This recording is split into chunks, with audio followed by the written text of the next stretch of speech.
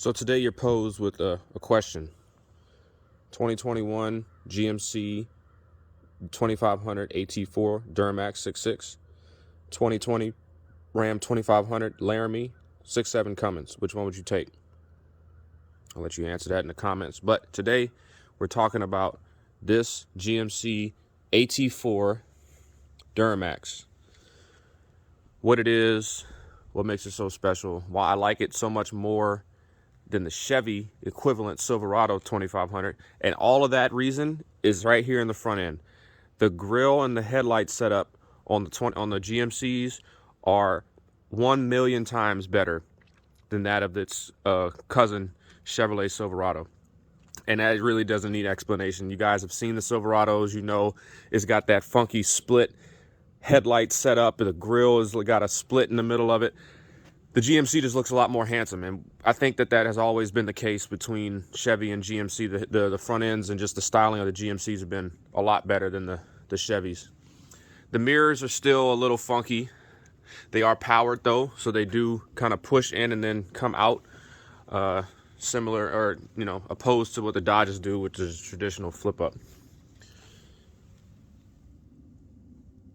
Goodyear Wranglers, of course. The beautiful thing about the GMCs and the Chevys is the independent front suspension, which helps turning radius by a lot, and the ride quality is immensely better than that of the Fords and the Dodges. Duramax 6.6 Allison transmission with the 10-speed, co-developed by GM and Ford. AT4 HD, integrated side step right here. You do have Bilstein shocks on all four corners.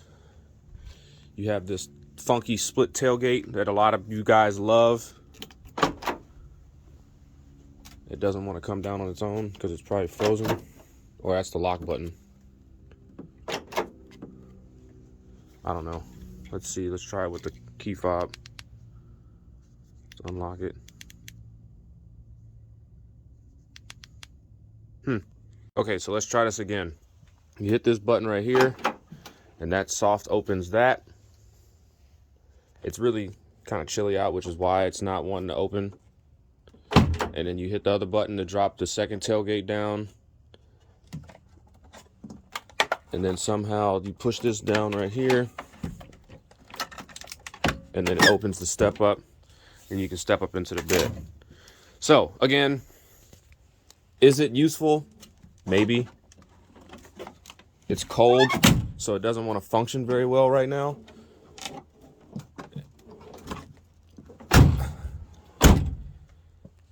But it's there if you want to use it. Some people say it's more things to break. I don't know.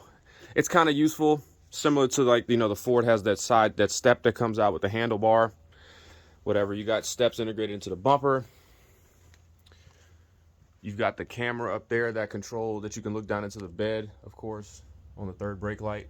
And then the other camera is for the digital rear view mirror, which is pretty cool.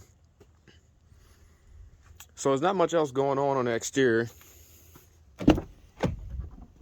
Going inside, since it is an AT4 higher trim, you have a lot of softer touch materials. It's not all plasticky. You have 2 memory seated options, which is nice. Black leather seats with AT4 stitched in the headrest with the brown going down the middle. Nice AT4 aluminum door sills right there. Carpeted floor mats. It's like a rubberized carpeted floor mat, which is nice. You got these rhino lined high clearance steps, which are kind of pointless because they're so up to the body that when you step up on them, you basically have to sit down to get back into the truck. Like I don't know how to describe it. Like on my dad's truck, they're lower, so it actually helps you get up in the truck. With these, you kind of have to, I don't know how to describe it. But anyways, start it up. It's cold out, so it may take a second. That's the beautiful thing about these new trucks, is that it doesn't require much to start them. You got your electronic 4-wheel drive shifter over here with your trailer modes. And this is where GM lacks, and this is where I'm Very much excited for the updated models, the 2022 models, 2023 model for the heavy duties is the upgraded gauge cluster and the upgraded infotainment screen, because this is where GM lacks to, Dodge or Ram and Ford. This is an 8-inch touchscreen, and this is the biggest screen that you can get, even on the Denali or the High Country, and that's just ridiculous. It could be so much more utilized, and I talked about this with the Silverado. All of this wasted space, especially right here, could be integrated into the screen. So that's my biggest gripe with the interior of this truck, is all of this right here. Now, I like these buttons down here, all your buttons down here for exhaust brake and parking sensors and everything. You got your trailer gains, you got your outlets for your 115, and then you got your 12 volt and your 2 USBs, wireless charging pad, cup holders, obviously, big center console, split glove box. There's that digital rear view mirror that can be flipped down for standard digital. You have a sunroof, pretty typical. It's not a panoramic, it's not a full length. You got a very much big back seat, which I'll show you the sizing in the back, but that's really about it. In the interior, you have a heated steering wheel, heated cooled front seats, which is nice. Cubby space up there. So, I mean, it's pretty basic. There's not much going on in this truck. To give you a price breakdown, the 2500 short bed, 4-wheel drive starts at about $60,000.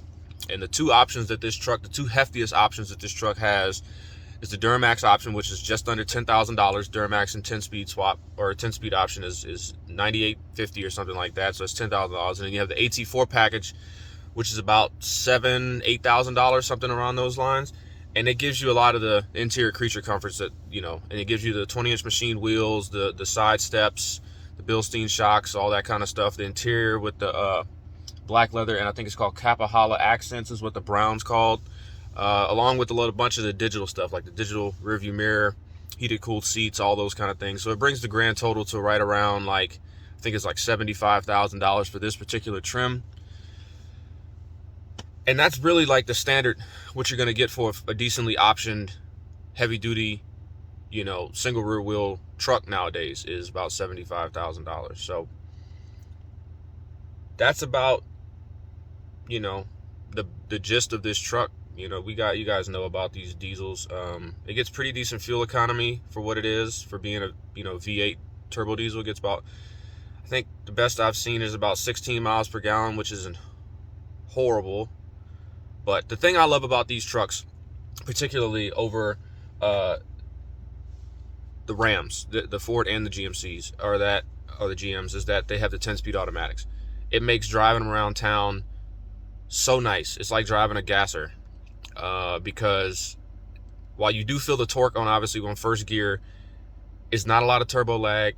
The transmission just pulls the truck along very, very nicely. And again, that's the one thing I love about the 10 speeds. Now, if Ram could get their foot out their their butt and make a 10 speed for the Cummins, then it would compare to the GMC or the GM and the Fords.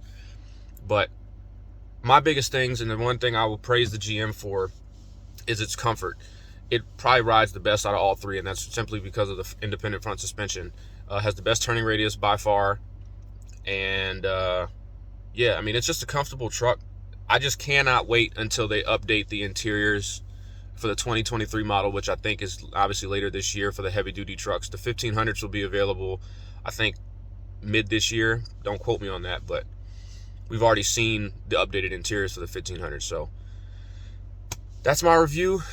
I hope you guys enjoyed it. Let me know in the comments, what would you rather have in terms of a heavy duty truck? Would it be a Ford? Would it be a Chevy or GMC, or would it be a Ram? Appreciate y'all. Talk to y'all later.